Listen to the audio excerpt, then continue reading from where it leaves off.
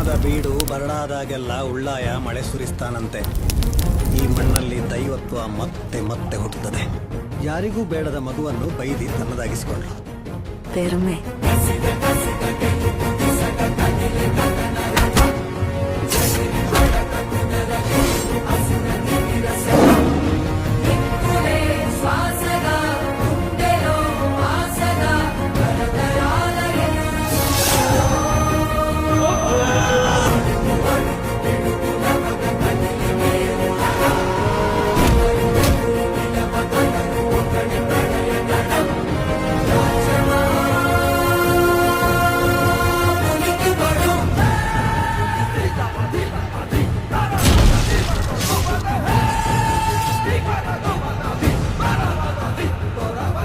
ಇವತ್ತು ನೀನು ಯಾಕೆ ಬಂದದನ್ನು ತೋರಿಸೋ ಸಮಯ ಬಂದಿದೆ.